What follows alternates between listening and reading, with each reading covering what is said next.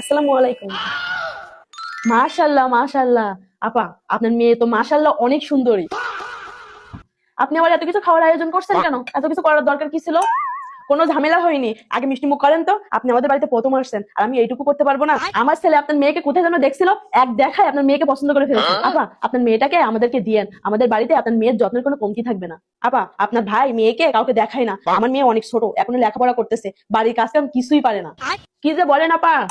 আপনার মেয়ে আপনার বাড়িতে যেমন থাকতেছে, আমার বাড়িতেও তেমন থাকবে, আমার মেয়ের মতন। তার যতদূর মন চায় ততদূর পড়াশোনা করবে। আর কাজ কাম করা লাগবে কেন? আমরা কি কাজ কাম করে খেতে পারি না? আমি যতদিন বেঁচে আছি আমি সবকিছু করব। আপনার মেয়ে সুন্দর করে সেজে গুজে আমার ছেলের সাথে ঘুরে বেড়াবে, এটা দেখে আমার শান্তি। আমার একটাই অনুরোধ, আপনার মেয়েটাকে কিন্তু আমাদের দেওয়াই লাগবে। বৌমা, কি করতেছো? কিছুই না মা, আপনি কিছু বলবেন? এত যে বাপের বাড়িতে যাও, কাজ কাম কিছু শিখাই দেয় না তোমার মা? আমি আর কতদিন রান্না করে খাওয়াবো? এইভাবে বলতেছেন কেন? আমি তো রান্না বাদে বাকি সব কাজ করে দেই। যাও, না দিলে হয় না তাই। শুনো, আমার ছেলে সকাল 7টার সময় অফিসে গিয়ে নাস্তা করে, তুমি তার 1-2 ঘন্টা আগে উঠে ওকে নাস্তা বানিয়ে দিবা। বাড়ির বউ থাকতে বাইরে নাস্তা করবে কেন?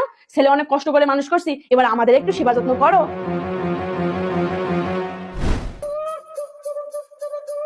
কার সাথে কথা বলতেছো? আম্মা, আমার আম্মুর সাথে কথা বলতেছি। সারাক্ষণ দেখি ফোনে কথা বলতে থাকো, মার সাথে এত ঘন ঘন কিসের কথা নাকি? বউ মানুষ ফোন ব্যবহার করুক, এটা আমি চাই না। এখন দিনকাল খুবই খারাপ। ফোন আমার কাছে রেখে দিবা, কারোর সাথে কথা বলার দরকার হলে আমার ফোন দিয়ে কথা বলবা। আম্মা, আপনার মেয়ে তো ফোন ব্যবহার করে, কই তাকে তো কিছু বলেন না? ও হলো বাড়ির মেয়ে, ও যেটা করছে সেটা করতে পারে। তুমি হলে বাড়ির বউ, তোর সাথে তো তোমার তুলনা করলে হবে না। শুনো বউ, এত কিছু তোমাকে বলতে পারবো না, তোমাকে যেটা বলছে তুমি সেটা করো। আমা, আমার সামনে পরীক্ষা, পরীক্ষার ফি দিতে হবে, আমাকে কিছু টাকা দেন তো। 2 দিন পর পর তোমার পরীক্ষা হবে আর আমাদের টাকা দিতে হবে নাকি? বউ মানুষ এত খরচ করে পড়াশোনা করার দরকার নাই। এত পড়াশোনা করে কি হবে? সে তো ঘর মুছতে হবে আর রান্না করতে হবে। বিয়ের আগে তো বলছিলেন যতদূর মন চায় ততদূর পড়াশোনা করতে পারবা, এখনো তো 1 বছরও হইলো না, এর ভিতরে আপনার সমস্যা শুরু হয়ে গেছে। কত মধুর মধুর কথা বলে যে ছেলের বউ করে এ বাড়িতে নিয়ে আসছিলেন, এখন সে মধুর মধুর কথাগুলো কই গেল? কয়েক মাস যেতে পারলো না, বউ আর কি ভালো লাগে না? তোমার মতো মেয়েরে এ বাড়িতে বউ করে আনা আমার ভুল হয়েছে। আমার ছেলের জন্য কত ভালো ভালো জায়গাতে প্রস্তাব আসতো, মনে করছিলাম ভালো ফ্যামিলিতে ছেলে বিয়ে দিলে ঘর ভরা উপহার পাবো, আর তোমার বাবা মা দিল কি সস্তার কিছু উপহার। তার মানে আপনি স্বার্থের লোভে ছেলে বিয়ে দিছিলেন? আপনারা তো বিয়ের সময় শুধু আমাকে নাকুল দিছিলেন, সে অনুযায়ী আমার বাপ ভালো উপহার দিছে। শুধু তো মানুষের কাছ থেকে নিতে শিখছেন, মানুষের তো কিছু দিতে শিখেন নাই। আমা, বাড়ির পাশে মেলা হচ্ছে, আমি আপনার ছেলের সাথে মেলা দেখতে যেতে চাচ্ছি। না, বাড়ির বউ কোনো মেলায় যাবে না, বাইরের মানুষ দেখলে খারাপ বলবে। এত রং ঢং কোথা থেকে মনে আসে নাকি?